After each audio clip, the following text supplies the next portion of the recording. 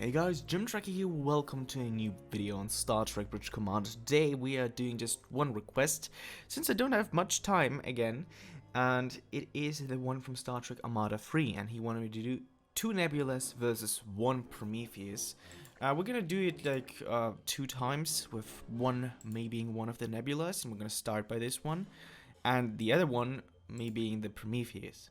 So let's see how this one will go. I have high expectations for the Prometheus class, to be honest, but it might turn out to be wrong against 2 Nebula classes. However, I think it entirely depends on the actions of the AI, whether or not they would do the source separation sequence. Might be not, might be yes. I hope not. To be honest. Fire everything. Oh boy, we have already quantum torpedoes incoming, like 3 of them, draining our shields to 80%, which is still fine though. And I'm just waiting, yeah, now they're firing. Oh boy, we're getting shield damage. Let's get behind them because there they have no quantum torpedo launcher. And, oh, no! That's not... Okay, I have, underestimated what you would do, but the saucer is getting damaged quite a lot, and we're not going to do the multi-targeting thing because I want to focus on the saucer section. It might be wrong, and no, we're gonna do the multi-targeting thing. So we're gonna target secondary target, take secondary target, take secondary target, and this is our main target. So now we have our phasers firing at everything they can basically fire at. My goal is to destroy the saucer section, and then we're gonna move onwards to the other parts of the ship. But let's see. At least we also have our aft torpedo launchers firing at them now. Oh, that's good. Oh yeah, we took their shields down. Perfect. Their shields are down. Awesome. So let's see. We took down the first part, and the others are getting damaged too. We're not gonna spare them. It's a Romulan-controlled Prometheus, so no point in sparing them at all. Or actually, Talsiar-controlled, Prometheus class. Okay, let's fire at the dorsal section and see how this one turns out. I mean, it's heavy damage, to be honest. It has sustained a lot of damage. So this shows how powerful the Nebula class is, taking on a vessel with multi-vector assault mode. I'm curious how it would go against the Enterprise G, because that one has extremely powerful weapons. I think it might lose actually against the Enterprise G. Okay, they have a warp core breach. Let's target the ventral side. I think, oh boy, one of our, okay, the other Nebula is dead. But that's fine, they're having multiple secondary explosions with actually the saucer section cut off the... Okay, they're dead. Well, that was the first approach to this battle. Let's see how it will go with me in the Prometheus. And I hope I'm not getting sick. That will be shit. But hey. Okay, we're gonna delete the Prometheus and we're gonna add in another Nebula. We're not gonna add in the sensor variant because that's going to go bad for a Nebulas. Prometheus. So let's start. Let's see.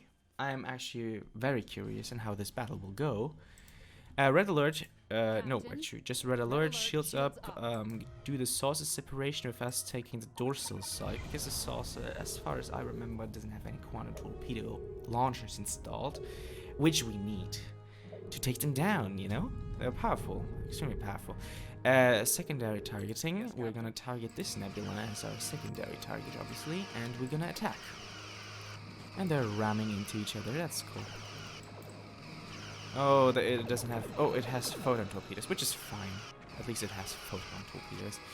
I think it didn't take our secondary target because it's not firing. Or it might be because there are not many phaser arcs to choose from. I might have chosen the wrong part of the ship though for this battle.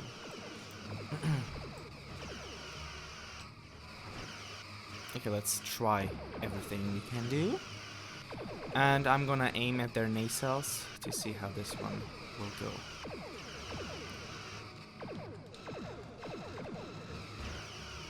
Oh boy. Oh, our saucer section is getting obliterated by them.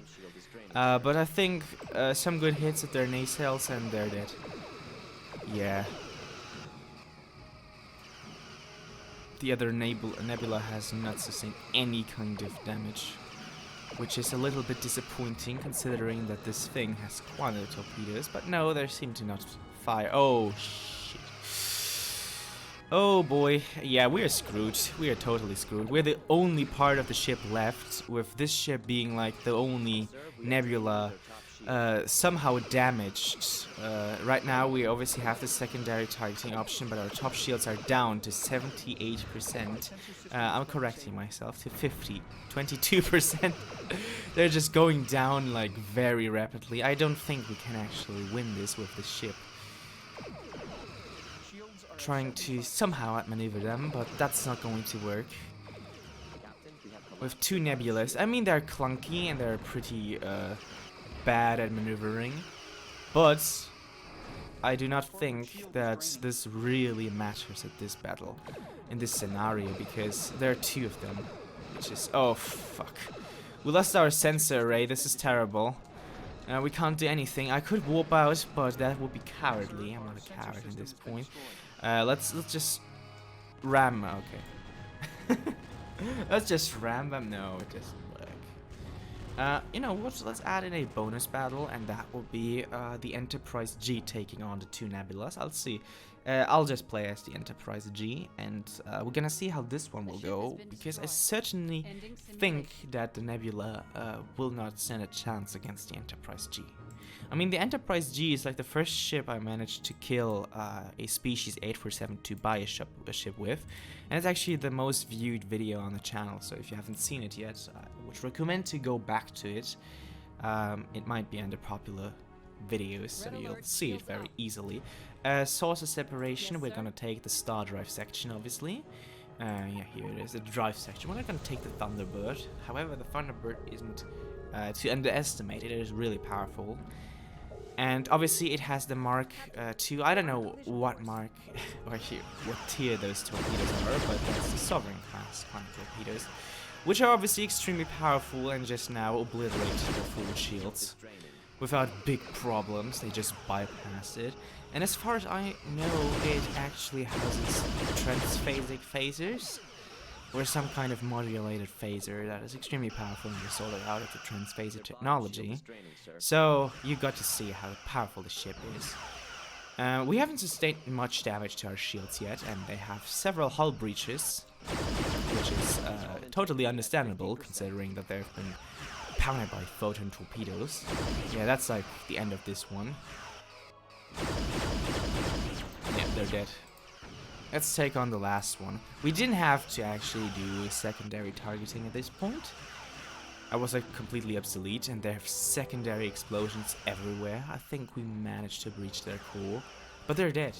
This is how fast it can go. This is like, you know, it's the Enterprise G. I know there's like a time span between the Prometheus and the Enterprise G, and the Nebula definitely was one of the most powerful ships back in the day, sharing its spot with the Prometheus obviously, but also with the Sovereign.